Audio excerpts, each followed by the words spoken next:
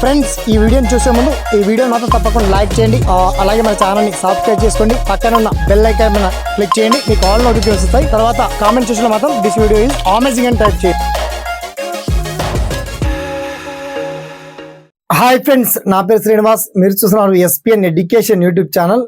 మొత్తానికి Andhra Pradesh TET and DSC exam సంబంధించి high court కీలక ఆదేశాలు జారీ చేసింది.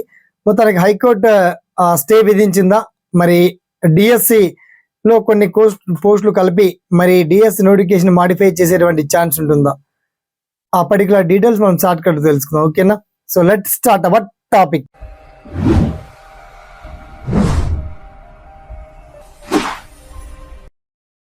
న్యాయస్థానం హైకోర్టు ఎన్ని ఆదేశాలు జారీ చేసినప్పటికీ టెట్ ఎగ్జామ్ మళ్ళీ నిర్వహించాలి, కాస్త సమయం ఇవ్వాలని చెప్పేసి నిరుద్యోగులు ఎంత మొత్తుకున్నా టెట్ పరీక్ష మాత్రం ఆల్రెడీ ప్రశాంతంగా కొనసాగింది. అలాగే డిఎస్సిలో సంఖ్య, డిఎస్సి చాలా పోస్టులు తక్కువ ఉన్నాయి, డిఎస్సి పోస్టులను పెంచాలి, మరొక లేదంటే రీనోటిఫై చేయాలని చెప్పేసి చాలా మంది మొరపెట్టుకున్నటువంటి తరుణంలో ప్రభుత్వం మాత్రం ఏమాత్రం చూడలేదు.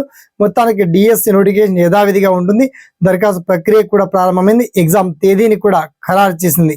సో దీనికి సంబంధించిన నిరుద్యోగులు మండిపడ్డప్పటికీ ప్రిపరేషన్లో ఉన్నటువంటి అభ్యర్థులు మాత్రం ఏమాత్రం వెజ్ చేయకుండా వచ్చినటువంటి 1-2 పోస్టులు అయినా సరే కాంపిటీషన్ గట్టిగా ఉన్నప్పటికీ కాస్త కాన్సన్ట్రేషన్ పెట్టి ముందడుగు వేయండి. అండ్ ఈ వీడియో ద్వారా మీకు వచ్చినటువంటి డౌట్స్ కావచ్చు, సలహాలను కావచ్చు, సందేహాలను కావచ్చు, ప్రభుత్వం పట్ల మీ ఒపీనియన్ అండ్ డిఎస్సి పట్ల, టెట్ పట్ల మీ పర్సనల్ డీటెయిల్స్ అన్ని, పర్సనల్ ఒపీనియన్స్ తప్పకుండా తెలియజేయండి. ఓకేనా, సదా మీ సేవలో ఈ SPN education YouTube channel. Thanks for watching. జై హింద్.